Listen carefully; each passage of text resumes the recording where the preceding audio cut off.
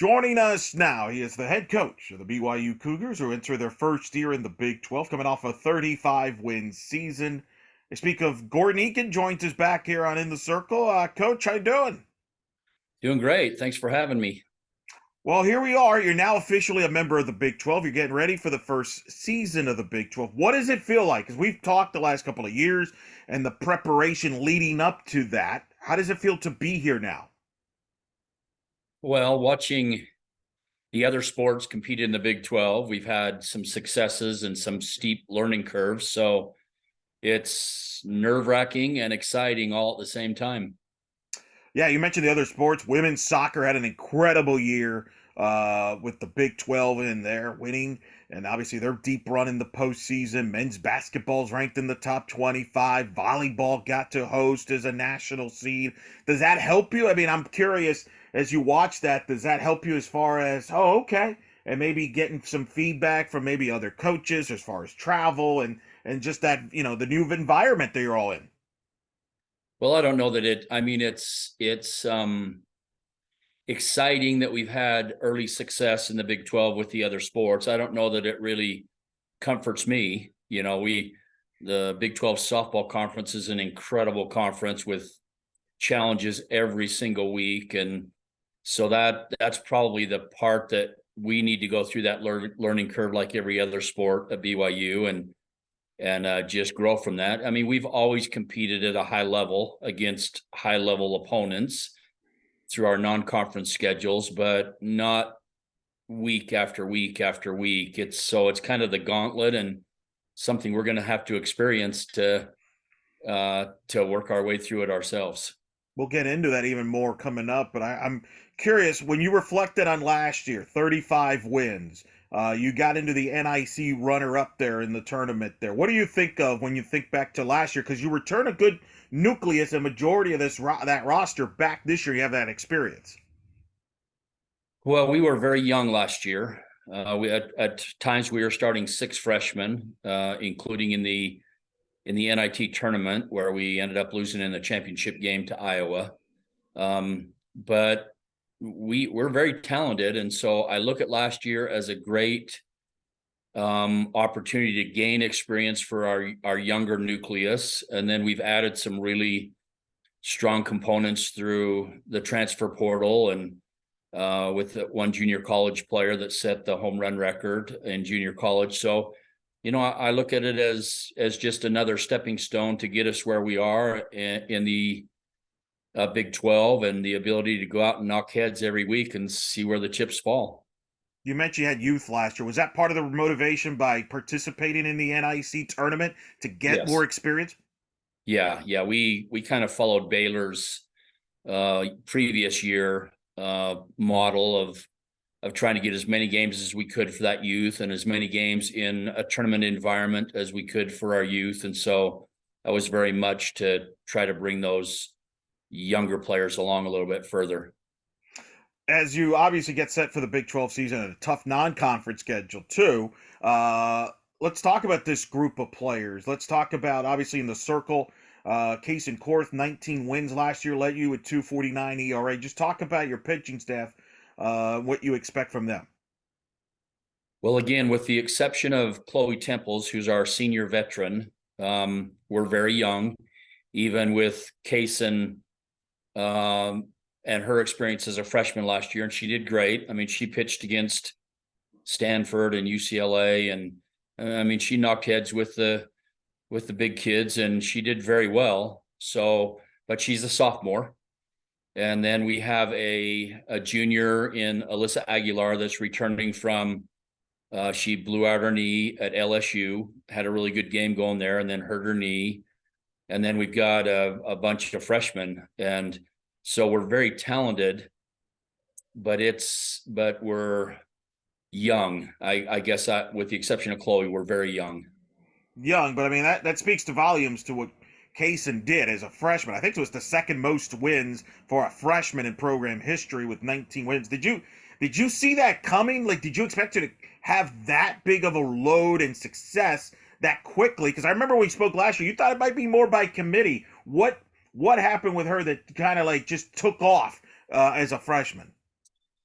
Well, we knew Kaysen was very talented, and she went into the transfer portal at the semester break, and we had some injuries in our pitching staff that I won't really speak of in this interview, but we needed pitching. We're always looking in the portal for pitching anyway. Everybody is, but we noticed that Kaysen went into the portal. She's a hometown product. So we were fortunate that through the transfer portal we got Kaysen, and then when she came in January in our blue and white scrimmages, it was like, holy cow, this kid has come a long way. She is better now than we thought she was in her senior year. She just really impressed us, and we threw her and Chloe, into the fire as our top kids. And we didn't really, we started pitching a little bit by committee until Alyssa Aguilar got hurt at ASU. And then it really came down to Kaysen and Chloe after that. What's the key to having success? You've had success in the transfer portal over the last few years. You just mentioned, obviously, a Kaysen type player, players like Maddie Bejarano. What's been the key to getting that piece there in the portal to fit in your program, to fit at BYU and contribute right away? Because you've had success with that. Well, I think being relevant on the national scene in softball is a big part of that. You have to be relevant and give the players that you want in the portal the vision that you can compete at the highest level. And then I think what we stand for at BYU is very appealing to some, to a lot of families and a lot of players, that we are a family-oriented program. And a lot of programs say that, but they're not necessarily, they don't necessarily reflect that. But we are very family-oriented. We involve the families with our team. And so I guess we just relevance, and then selling our story at BYU, what we stand for and how we want to compete and how we want to make a difference in our sport with the talents we've been blessed with. I think intrigues and captures some attention from the types of players that we want. Offensively, obviously, you return players like Hunter Ava, who's West Coast Conference Player of the Year. You have Eliana Agbayani, who's one of my favorite players. Really is solidified up the middle defensively, shortstop. Obviously, the last name Agbayani is well known. Her sister played at BYU. Her mom played at Hawaii, and of course, her dad played Major League Baseball. You got Mora, obviously, was a great catcher, freshman last year of the year. Violet Zavachnik, one of the best swings in the sport. Just talk about your offense and defense as a whole, because that goes hand in hand with you. I know you've talked about that, all the focus on the offense, and you score a lot of runs, but you also got to be sound two-way player and contribute defensively. Right. And Ilana Agbayani, to correct one little thing that you said, her sister didn't play at BYU. Her sister is at BYU. She's at BYU. That's right. That's right. So we have both Agbayani sisters, and Alea transferred from Cal, and she had a great fall, and really, I think she's going to be a great contributor for us this year. And she's a veteran. She's been around. She's played in the Pac-12, and she's seen the competition. She had a couple of tough years with injuries, but she's healthy now. And so I think Alea is a big part of that transfer portal success that we've had. Kayla Kamoku played at Ole Miss, started at second base for Ole Miss, transferred here. She's a junior now. She can flat swing the bat, big power numbers possible out of her, plays solid defense. And another player that has played in the highest level of the game and understands what the competition is week in and week out in the SEC. If you kind of go around the diamond, we have three solid catchers right now, with Haley Marlowe returning from last year as our starting catcher. Macy Simmons is back in her senior year after having back surgery and is very healthy and playing really well, swinging the bat really well. So she'll give us strength behind the plate as well. And then we got a junior college transfer from Salt Lake Community College named Lindsay Madrigal, who had 38 home runs last year and set the junior college home run record. And so those three certainly bring some ready to play experience for us. behind the plate. At third base, we had a starting freshman last year until she broke her arm in Madison Udall. And Maddie's back and healthy and swings a great bat, plays great defense. Joining her is Brianna Hayward, transfer from Texas Tech, who's back and healthy now, swings a great bat. And then Lily Owen, who transferred here from Lamar. And was it Lamar? Yeah, Lamar.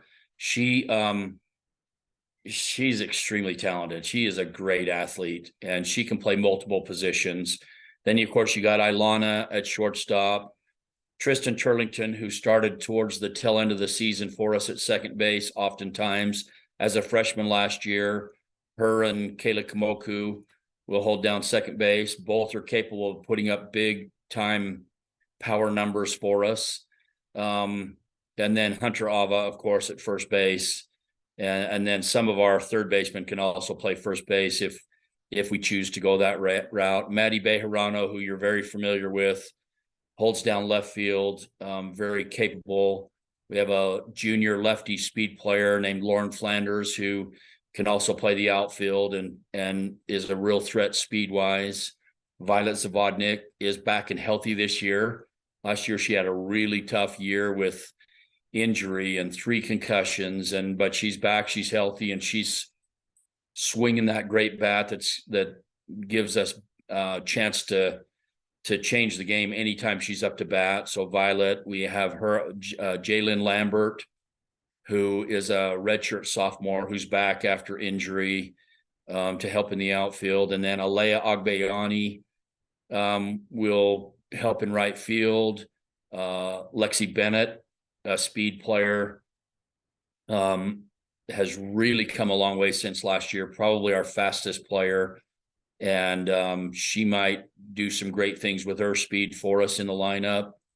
Taryn Lennon, a senior outfielder.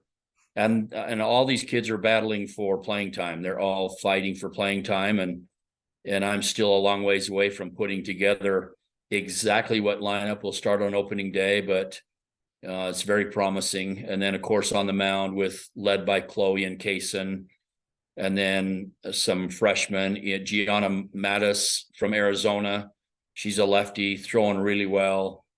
Good combination to offset Chloe and Kaysen. And then Kate Daly, which is a freshman right-hander, has really come a long way in the fall. Alyssa Aguilar is back now and just got cleared on Friday, so she's got a ways to go before she's in shape. And then Olivia Laney from Florida had a fall where she was hurt a bunch, but she's another freshman left-hander that I think can make an impact in our pitching lineup. How important was it, or big is it, to have, to mention some of the transfers playing in Power 5 conferences like a Cal in the Pac-12, like in the Big 12 with Texas Tech, to have that on your roster to kind of, know what's coming with this league in the Big 12. And it sounds like, too, you address depth as well, which also I would imagine is part of the key there in this gauntlet that you call it the Big 12. Yeah, depth hurt us last year with the injuries that we had. We were young, but when our key veterans, Hunter Ava was out of the lineup a bunch with injuries and concussions, and Violet was out of the lineup, the depth and inexperience really hurt us last year. But I think we've solidified that with the experience last year, and then the transfer portal has really helped us, and that's critical to have players who have been there and done it, which our core group is coming back after competing against that type of competition. The transfers have competed against that type of competition, and they are doing a great job leading us and letting us know that we belong, and letting the young players know that we belong. So that is very key. You mentioned the Agbayani sisters playing together. What has that been like? How are they different personality-wise? I know they're different as players, but how are they? What's it like being, as far as personality-wise, and being on the team together? They have great personalities. They're great kids. They're very respectful. They're hardworking kids. I think they come from a family who teaches them both of those characteristics, hardworking and respectful, but neither one of them are fearful of the game. I mean, both of them have played at the highest possible level of travel ball, with Ilana winning the national championship with the Stith Batbusters, and Alea, of course, playing at Cal and having a great travel ball career of her own. So they've always played against the best competition in the country, and that's a real asset to us. Looking at your non-conference schedule, you'll play, obviously start the year off in Hawaii. Good place to play. I think a lot of people wish right now they, with the cold weather, they were in the regions like Hawaii. But you're going to play teams like Missouri, Kansas City, Ole Miss, the NCAA tournament team, Nevada, and of course the host team Hawaii. You're going to play in Tempe to play Arizona State, Virginia Tech, Illinois State, Fullerton NCAA tournament team, as well as Memphis. They're going to play at Mary Nutter week 3 in that competition there. Just talk about overall, as you know, non-conference schedule to get you ready for the Big 12, but talk about your non-conference schedule, and will it be affected down the road now that you're a member of the Big 12? Is there any adjustments there? Yeah, I tried to adjust it this year to have not quite such a heavy load in the non-conference schedule, but it didn't work out quite the way I wanted it to. I mean, we have Utah on our non-conference schedule as well, a World Series team. And so we have a pretty tough row to hoe in the non-conference schedule, where I wanted to try to not load up too much with those upper level teams, have some of them, but not too much. Eventually, I think we're going to want to load up on them more as we try to become a top 16 seed and host. But the first year in, going into the Big 12, I was trying to manage the schedule to not have too much of a gauntlet before we get into the Big 12 and actually go into the gauntlet, but didn't quite work out. And so I have when you don't host your own tournaments, sometimes you can't dictate that anyway. But that's what I'm working towards, is to try to have a competitive non-conference schedule, but not the gauntlet in non-conference as we go forward. You mentioned hosting. I mean, that's one of the big dividends of being in the league like the Big 12. You have opportunities to accomplish things that, quite frankly, you just couldn't do. You were limited previously in the association with the West Coast Conference. It's no knock on the West Coast Conference. The conference was good to you, but there's opportunity. And we've seen this already with women's soccer, for example, and the success they had to get their run in postseason. They were able to host and get deep into the college cup. Volleyball got to host in a lot of parts because you're playing in a league like the Big 12. Just talk about some of the things that the Big 12 allows you to do. You've talked when you've been on in previous shows in the previous years about how the budget has grown because the school is supporting the fact that, hey, we understand there's more travel involved, but there's that big support and more fan support as a result as well in the stands with the competition. Yeah, I mean, the Big 12 has brought us many advantages, first and foremost in recruiting. I mean, your primetime players want to play against the best competition in the country. So we never really had that piece that we could play in recruiting where, hey, come here and you're going to play against Oklahoma in conference play. And of course, in the following year, they'll go to the SEC, but they're replaced by Utah, Arizona State, and Arizona. Pretty darn good competition, and pretty easy to sell to the top recruits that you're going to just get one great team after another in conference play. And so it really helped us in recruiting already. Our future recruiting has really improved as we've been announced to be in the Big 12 and now in the Big 12. And I think that exposure as we play week after week will even help even more. It helped our budget big time. And so I think now the key is, as we put it all together and gain that experience, I still think it's going to be a journey to learn as we go through this, especially in the first year. Are we capable of winning enough games to be a top 16 team? Yes, we are. But we're also going through a learning curve that we haven't experienced before. And our goal is to play really well, earn a berth to the regional tournament, and then get on a roll when we get in the regional, super regional, and beyond, which we have the ability to do. But I think long-term, maybe as early as the second year in the conference, we're going to be really looking at trying to make our schedules and our workouts and our recruiting so that we can achieve that top 16 schedule. And you got to do that through winning. There's really no other way to do that but to win at the high level.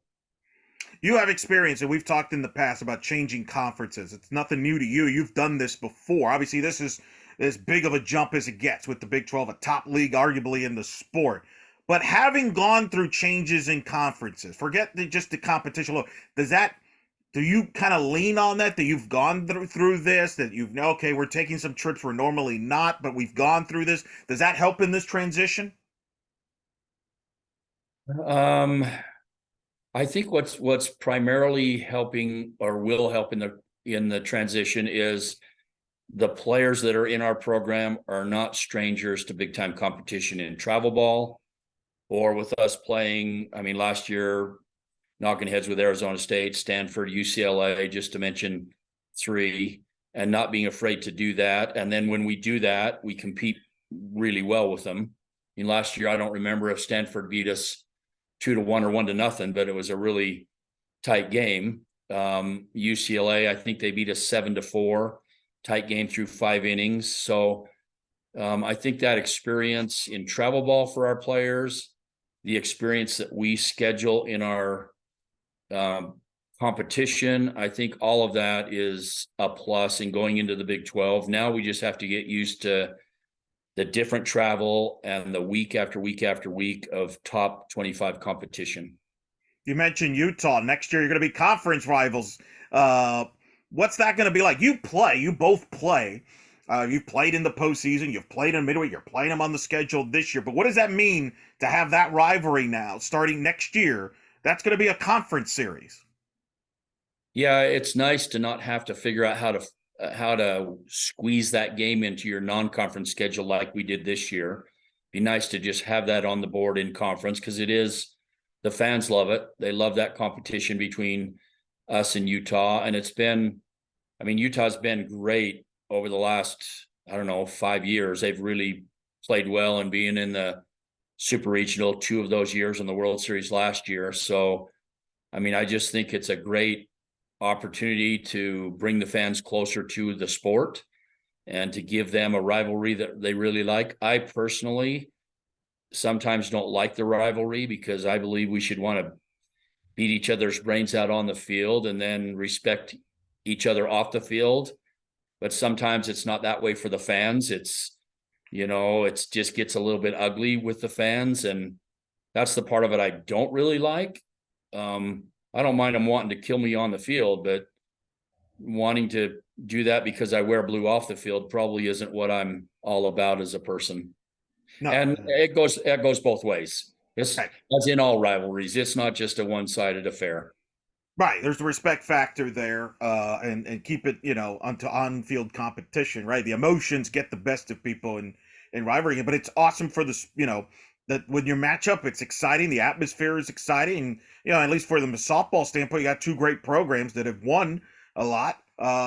And look, it's now. I would imagine the rest of the Big 12 is excited just from the standpoint of travel. Because for a while the talk was, well, BYU's kind of in the island out here on the west, but now you got Utah. So for the other sports, they probably benefit because they can play in Utah and then drive up to BYU, vice versa. So it really fits from the league standpoint. I would think the league would be excited about that as well as a whole. Not to mention it helps the league from a strength standpoint that you've highlighted. Not to mention Arizona State.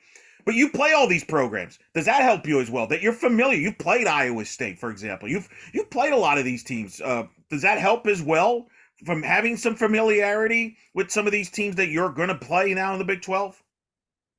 Sure. We've played Oklahoma in the Mary Nutter. Haven't been successful against them. Not many are though. We matched up with Oklahoma State in the regional, and I don't know if it was 2019 or 20 in Stillwater. We go to Arizona and play U of A. We go to Arizona State every year. We play Utah every year. We played Baylor a 3-game series a couple of years ago. Idaho State a 3-game series 2 or 3 years ago.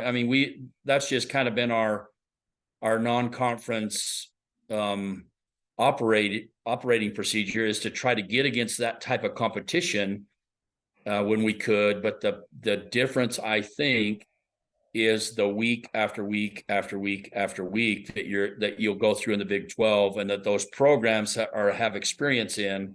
We just haven't had a chance to go play a 3-game series against Oklahoma and then Texas and Oklahoma State and Baylor and so on. Every one of them are just extreme challenges in 3-game series week after week after week.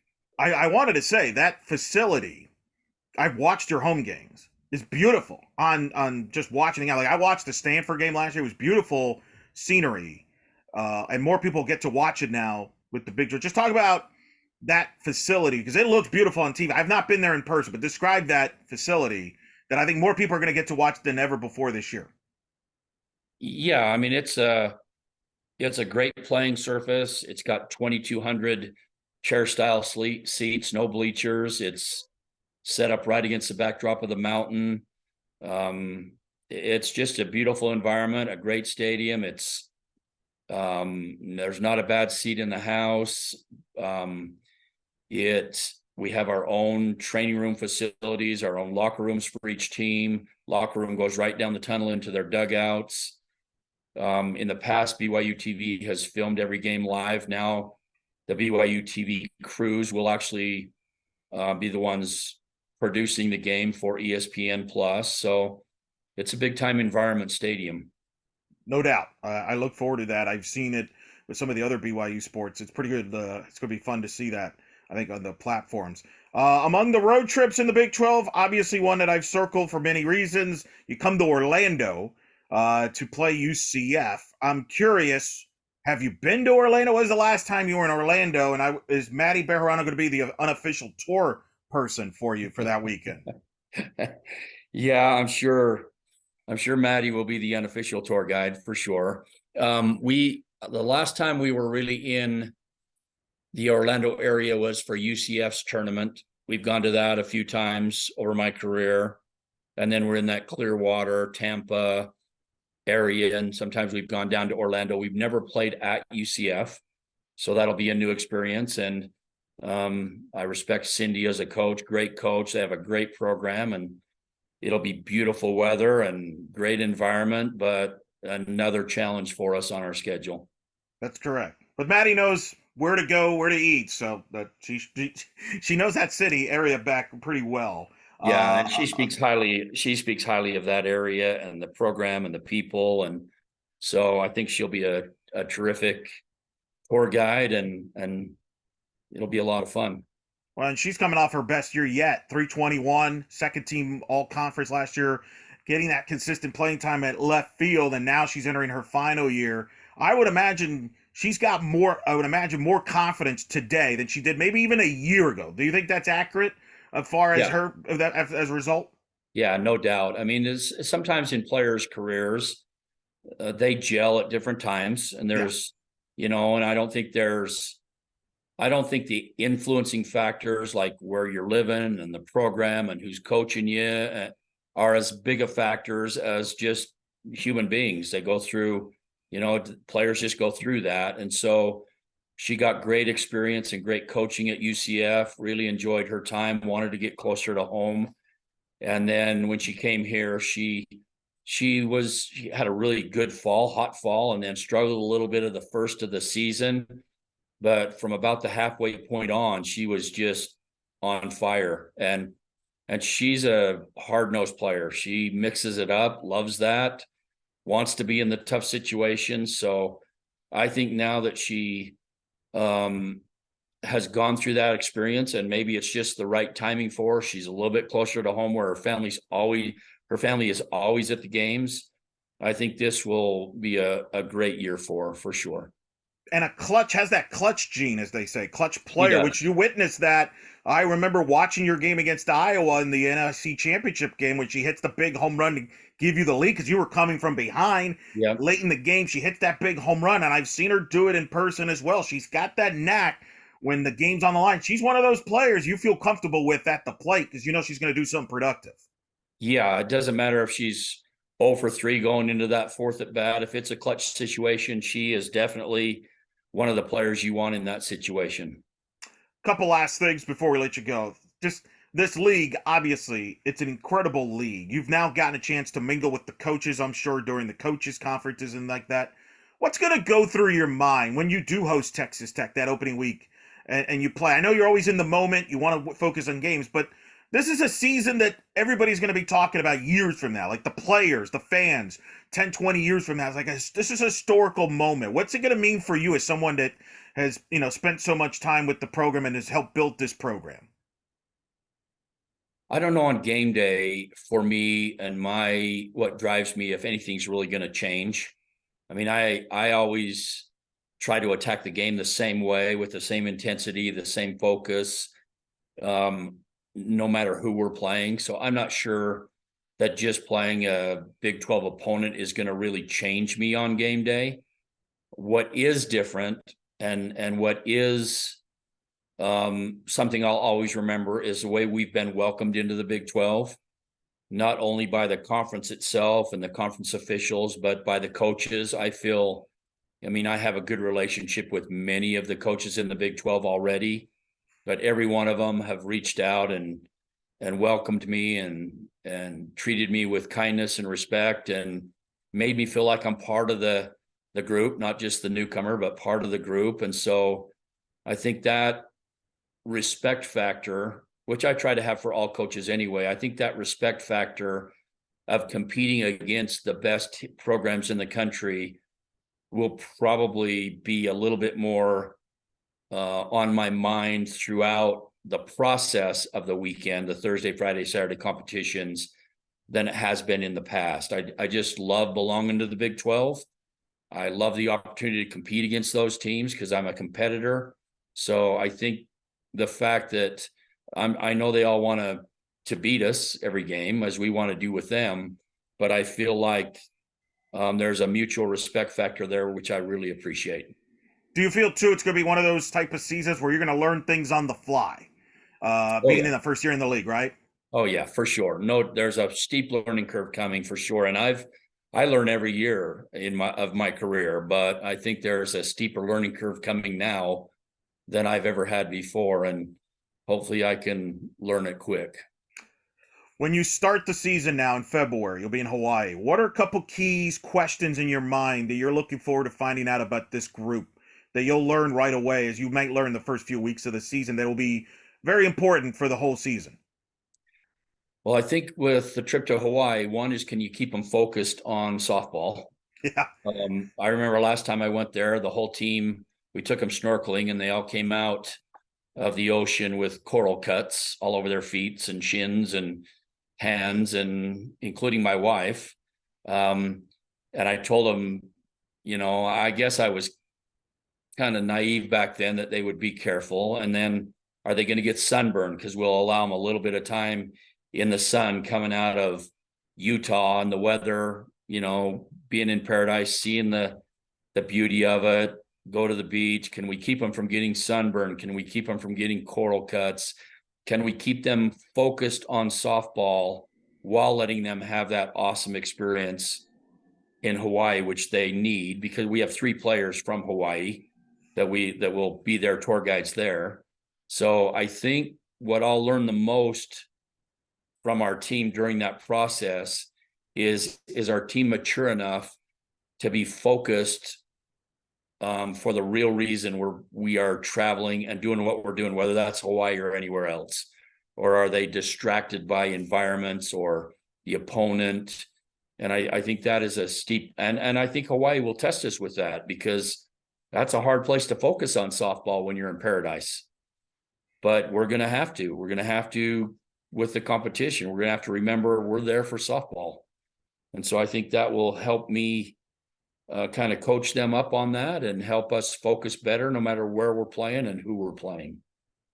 Well, that's a great point. First of all, yes, Hawaii is difficult to focus regardless whether you're playing softball or not. That's one story, but that's a great point. I just realized that could help you from the standpoint, because you're going to go to some places brand new. Like, you're going to an Oklahoma, you're going to UCF. There's brand new stuff. It's about remaining focused and not get distracted by the fact that you're somewhere maybe you're not familiar. That's an interesting. I never thought of it that way. I don't know if that's was on purpose why you schedule it the way you did, but that could pay off as the year goes on. Is hey, staying locked in and focused because you're going to see a lot of experience new things. Absolutely. And I think the Hawaii experience is a great place to start that learning curve of no matter where we go, no matter who we're playing, we have to be focused on why we're there and what we need to do to get our jobs done and playing the game the way we know how to play the game. And so I think Hawaii will be a really good testing ground and learning curve for that. That's BYU head coach Gordon Eakin joining us here on the program. Coach, always a pleasure to talk to you. We've enjoyed having you on the last few years and talk softball and talk about your program and this growth and this historic year coming up. Thank you for taking the time, busy schedule from yours to talk to us. And I look forward to catching up with you later in the season as we get going. But thanks for always taking the time. You're welcome. Thanks for having me. See you down the road.